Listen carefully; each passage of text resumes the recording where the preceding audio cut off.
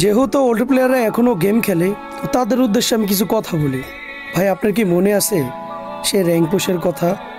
আপনার কি মনে আছে প্রাইভেট ছুটি হওয়ার পর সবাই একসাথে মিলে কাস্টম খেলা, ডায়মন্ড টপ আপ করে ডিজে আলোক নেওয়ার ফিলিংটা, বন্ধু বান্ধবকে বারবার দেখানো, মামা আমার অ্যাকাউন্টে তো ডিজে আলোক আছে, তোর কাছে কি আছে? আরে বন্ধু, আজকে আমি একলা বিয়ার র্যাঙ্ক খেলছি, 6 কিল করছি, তুই কই আসিলি?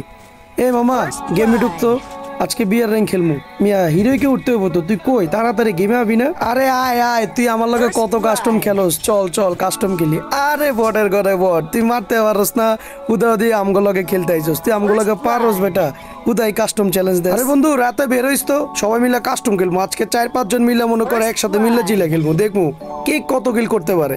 দেখ তো মামা, কি বিরক্ত লাগে, এই 10টার দিকে আপডেট দিছে, বিকাল 5টা পর্যন্ত আমরা কোনো গেমে ঢুকতে পারবো না, এত বড় আপডেট দিলে হয়? এখনকার ভাই আপডেট গুলা জাস্ট 20-30 মিনিটের। আগের ভাই যখন গেমটা আপডেট দিত ভাই, তখন ভাই আমাদের দিন কেমনে যাইতো আমরা ভাই নিজেও জানতাম না, এত কষ্টে দিন যাইতো এই গেমটা। এখন ভাই 2-3 দিন না ঢুকলে কিচ্ছুই হয় না, কিন্তু আগে যখন জাস্ট আপডেট দিত 10টার দিকে 5টার দিকে আসতো, কতক্ষণ বসে থাকতাম। আপডেট শেষ হওয়ার সাথে সাথে ভাই এত গেম খেলতাম রাত 2টা-3টা পর্যন্ত। ভাই নিউ প্লেয়ারদেরকে বোঝানো সম্ভব না। আপনারা যারা ওল্ড প্লেয়াররা আছেন, প্লিজ ভাই একটা আপনার মূল্যবান কমেন্ট করে যাবেন।